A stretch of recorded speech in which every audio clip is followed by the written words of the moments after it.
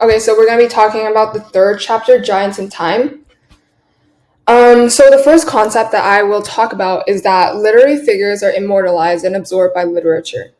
Poets are fond of telling people, specifically those with money or influence, that they can make them immortal by mentioning them in poems. For example, if there's a historical Achilles, there would be two reasons why his name is still well known. Number one is that Homer wrote about him, and number two, practically everything he said about him was preposterous. If Homer's Achilles isn't the real Achilles, he isn't unreal either because his legacy still lives on, full of life 3,000 years later. The readers will gradually become attached to these characters through their actions, through the author's words. Fry then talks about the difference between imaginary and imaginative. They are both derived from the root word imagine, which means to form a mental image of something that is not actually present to the senses. Imaginary means unreal, and imaginative means what the writer produces, which means entirely different things. What writers put into their work is not always imaginary, as they could only make creative interpretations of human nature and life, which allows them to produce fascinating works of literature. Fry makes the point that a literary work does not reflect life or reality, but other literary works. The poet never makes any real statements at all. They just tell you what happens. The kind of thing that always takes place, which Aristotle calls a universal event. With that, they were synonymous with licensed liars. It is easy to perceive literature as unreal because of them. They are entitled to make changes to whatever they please by recycling/using themes from real life or other works. Characters in literature, for example, are neither real nor unreal, but are imaginative constructions larger than life that evolve from other literary characters. So here's a chart that differentiates between the poet and the historian. So the poet is basically, like I said before, a licensed liar, and they are entitled to change whatever they like when they use a theme from history or real life, and they basically tell you what happens. The historian makes specific and particular statements. They're judged by the truth or falsehood of what they say, and they tell you what has happened. Okay, so knowledge of the Bible and the Roman/Greek classics are essential to build solid literary foundations and understand allusions to such works. Essentially, allegories are created by putting abstract ideas into concrete images and situations.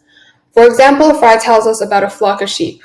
In literature, the flock of sheep will never just be what they are in the real world. There'll always be a literary reason for using them as a symbol for something in the human life. Fry includes this quote, sheep may safely graze where a good shepherd is watching. This can take on two meanings. It could represent Christ and his followers, the religious root, or it could represent the German prince and his taxpayers, the political root. Fry concludes that regardless of these two different approaches, at the end of the day, this allegory of sheep is literary, and there are many incidences of allegorical use in literature. So the second concept mentioned in this chapter is that poets recycle events over the evolution of literature. This reminded me of the quote which states that there's nothing new under the sun. There's nothing in the world that hasn't already happened, been seen, or been created. This concept goes hand in hand with concepts from other chapters, which also states that writers are influenced by other writers, and conventional ideas in literature travel through generations. So the third concept is that people naturally gravitate towards literature as it deals with real life. The writer is made aware of the human condition and its flaws and strengths in many different ways. Fry says that the more realistic a writer is, the more his characters and incidents seem to be people like ourselves, the more apt he is to become ironic, which involves putting you, as the reader, in a position of superiority to them, so that you could detach your imagination from the world they live in by seeing it clearly and in the round. Okay, so lastly, in pages 32 to 37, a thesis for this chapter can be found, which hints at that the reality of literature is neither fictional nor non-fictional. Using characters such as Macbeth, Hamlet, and Achilles, Fry explains that characters are based on historical figures, but are not enough to pinpoint their origins, meaning that what poets write are not historical, which is a historian's job. Rather, they are writing about the human experience. For example, you don't just read Macbeth to learn about the history of Scotland. You read it to learn about the gradual depletion of the mental state of a tragic hero who has sold his soul. In relation to the allegorical flock of sheep that Serena mentioned earlier, Fry then moves on to talk in detail about figurative language and more specifically allegories, symbols, and illusions and how they make literature literature. Allegory is a body of work that typically can be interpreted to have a hidden meaning, mostly of which is political or moral. They put meaning into any image mentioned in literature and is what makes those images into symbols and into a part of literature. As much as allegories are good for illustrating ideas and messages in their works, many modern writers tend to stay away from them. Allegories have grown to be a bit too old-fashioned and simple-minded for today's works. Most modern writers like to have the meanings of their works open to interpretation and tend to not focus on one unified message over all of the works. They seek to express and discover their own varying beliefs and messages in different projects. Allegory works against that, as it restrains the freedom of writers being able to articulate their varying views and beliefs in different works and overly solidifies the writer's image into believing and speaking for one specific aspect of truth that they are strongly convinced about. And when most modern writers and today's public do not have that kind of strong belief and tend to be more flexible and open-minded. So then, if modern writers dislike using allegory, what else would be able to put literal meanings into images? A more typical way is by using illusion to reference something else. Fry makes reference to Greek and Roman classics, the Bible, Shakespeare, and Milton, in The Educated Imagination, and those works can still be seen in today's literature, even after hundreds of years. A simple way to understand illusion is through G.K. Chesterton's poem, The Donkey, in which the conclusion of the poem, it goes, I also had my hour, one far fierce hour and sweet, there was a shout in my ears and palms before my feet. The poem about how unbelievably ugly of a beast that the donkey thinks he is ends on a good note of how he does not care at the end of the day, with the reference to Palm Sunday, where the donkey finally gets recognized by the crowd as Jesus rode him into Jerusalem on Palm Sunday. Some might say that it is merely a coincidence that the word palm and that the word palm does not mean it in that way, but Fry argues that the allusion to Palm Sunday or to the Bible is what makes the whole poem. And it's what gives the poem meaning, and the readers will not be able to understand the point of the poem until they get to the part with the allusion. Fry also follows up that example with another poem, Sorrow of Love by W.B. Yeats. The second stanza of the poem was initially like this. And then you came with those red, mournful lips, and with you came the whole of the world's tears, and all the trouble of her laboring ships, and all the trouble of her myriad years. However, the final edition of the poem goes like this. A girl arose that had red, mournful lips, and seemed the greatness of the world in tears, doomed like Odysseus and the laboring ships, and proud as Priam murdered with his peers. The earlier version of the poem was beautiful but vague, and is unable to convey exactly what the poet wants. The final version incorporated the references to Greek legends, with Odysseus sailing for so long and encountering so much danger that it seems hopeless, and with Priam, the celebrated last king of Troy, carrying himself with marvelousness as he ruled over the ancient city during the Trojan War.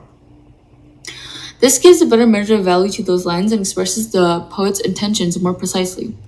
And circling back to what was said earlier, Fry reiterates that elusiveness is significant as a part of literature, as it makes literature its own world that you can enter, with each and every literary work making up a part of that world. It is not just one poem or one book that you would read after another, rather that they are all connected within this literary world that has formed. Fry states that the only inspiration worth having is an inspiration that clarifies the form of what's being written, and that's more likely to come from something that already has a literary form. Contrary to popular belief, most writers write based on works that inspire them, that they can reference, and only few would write based on their own personal lives, and this is where the illusions come in. Connecting back to what was said about literature forming its own world, if a reader does not understand the illusion being made, they would still be able to read books and watch plays, but their understanding and knowledge of the works would not grow. On page 43, Fry reads the poem called The Sick Rose, written by William Blake. For humans, when reading this, there is no meaning to it, at least on the surface level. It essentially offers you a visual image and representation of what the writer is saying. He addresses the rose and explains how an invisible worm has made it sick. In the midst of a storm, the worm travels all the way to the bed, which is referring to its flower bed, to satisfy its dark secret love, which is essentially an action that will destroy the rose and kill it. Symbolism is also present in this poem, as the worm can be represented as a corrupting figure because they are generally associated with decay. The rose, on the other hand, is often associated with love and beauty. So essentially, this chapter's big question is, what kind of reality exists in literature? Fry explains that the title of this lecture comes from the last sentence of Marcel Proust's series of novels called À la recherche du temps perdu, which translates into In Search of Lost Time. His novel's final sentence illustrates how our everyday experience, in which everything dissolves into the past and we never know what will happen next, can't provide us with any sense of realism, despite the fact that we call it real life.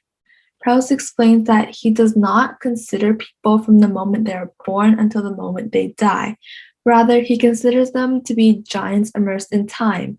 He wants people to understand that giants in time are just figures throughout history that are not remembered by their lives, but by stories of their actions and experiences that have impacted humanity.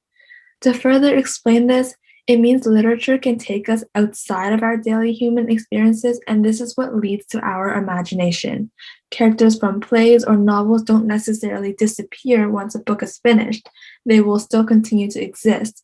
For example, famous characters in books, even if they are not historical, are still alive. This is because they are known by people and are still talked about, all thanks to literature. It provides the meaning that in the metaphorical way, we are immortal because even if we die, we don't disappear. Like a non-physical part of us will still be alive and existing. And Fry also provides an example that we are the dogs in the library because we are surrounded by so much meaning, yet we are not aware of its presence. Next, I will be discussing this idea of tolerance. So Fry explains how tolerance is produced by the power of detachment in the imagination, because once you enter this world, you become detached from your original beliefs and actions. Essentially, your religion becomes just the possibility of approaching a certain situation, and you must be ready to accept other beliefs and religions of the imagination. This is what encourages acceptance of other perspectives. And to add on to what Serena said about imaginary versus imaginative, Fry provides the following quote to further explain what this means. He says the world of imagination is a world of unborn or embryonic beliefs. If you believe that you read in literature, you can quite literally believe in anything.